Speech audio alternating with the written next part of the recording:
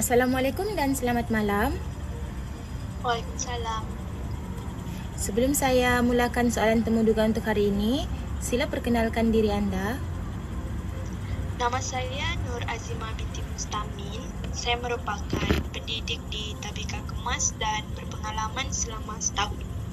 Okey, terangkan semangat anda untuk kanak-kanak.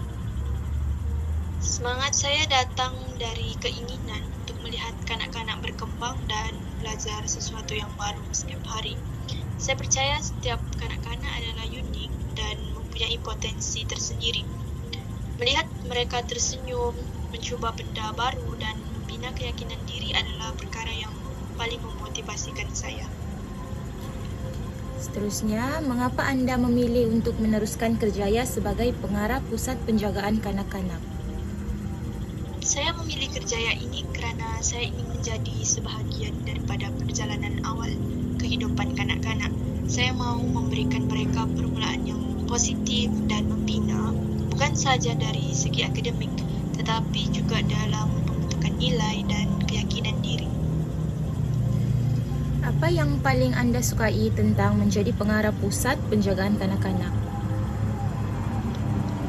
Saya paling suka saat-saat kecil yang bermakna. Contohnya apabila seorang kanak-kanak berjaya menulis huruf pertamanya atau berkongsi mainan dengan rakan buat kali pertama. Saya juga suka melihat bagaimana kanak-kanak belajar melalui bermain dan bagaimana mereka membina hubungan dengan guru dan rakan-rakan. Bagaimanakah anda kekal di Kemas kini mengenai aktiviti dan teknik pengajaran kanak-kanak baru? Saya menghadiri bengkel latihan membaca bahan didikan dalam talian dan berbincang dengan rakan-rakan guru. Saya juga suka menyesuaikan aktiviti berdasarkan minat dan keperluan semasa kanak-kanak agar pengajarannya lebih efektif dan menyeronokkan. Okay. Sebagai pengarah kemudahan anda, betapa pentingnya keselamatan kanak-kanak dan apakah langkah-langkah yang akan anda ambil untuk memastikan ibu bapa bahawa anak-anak mereka ditinggalkan dan diperhatikan dengan berhati-hati? Keselamatan adalah perkara yang paling penting.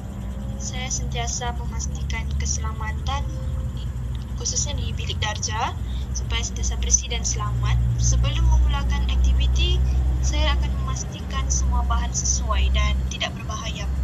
Saya juga memperhatikan setiap kanak-kanak dengan teliti dan laporkan sebarang kebimbangan kepada pihak pengurusan. Okay, selanjutnya, bagaimana anda berurusan dengan ibu bapa yang sukar? Bagi saya akan mendengar pandangan mereka dengan sabar dan penuh hormat. Saya percaya komunikasi terbuka adalah kunci.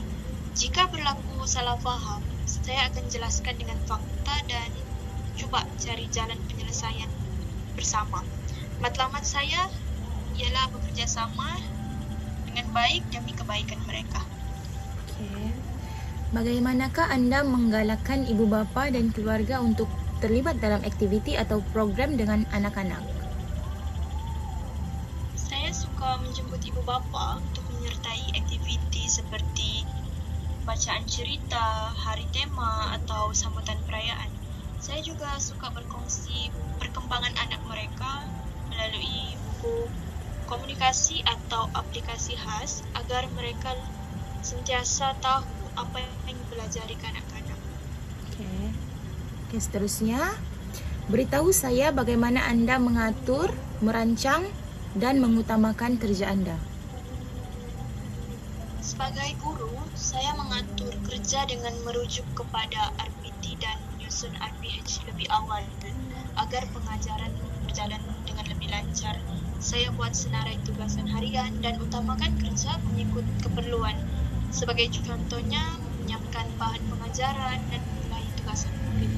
Saya juga pastikan tugasan yang melibatkan tarikh akhir atau kesan langsung pada murid diberi keutamaan. Dengan perancangan yang teratur, saya dapat mengurus masa dengan lebih efisien dan memberi tumpuan kepada keberkesanan pembelajaran murid. Okey, soalan yang terakhir. Di manakah anda melihat diri anda dalam 5 tahun ke depan? Dalam tempoh 5 tahun akan datang, saya melihat diri saya sebagai seorang pendidik yang lebih berpengalaman, matang dalam pendekatan pengajaran dan aktif menyumbang kepada pembangunan sekolah. Saya juga berharap dapat memegang tanggungjawab tambahan seperti menjadi guru nasihat ataupun ketua pengurus tadika atau terlibat dalam pengurusan pelajar dengan lebih giat. Selain itu, saya ingin terus meningkatkan kemahiran profesional melalui kursus atau sambungan pengajian bagi memberikan impak yang lebih besar kepada murid. Okey.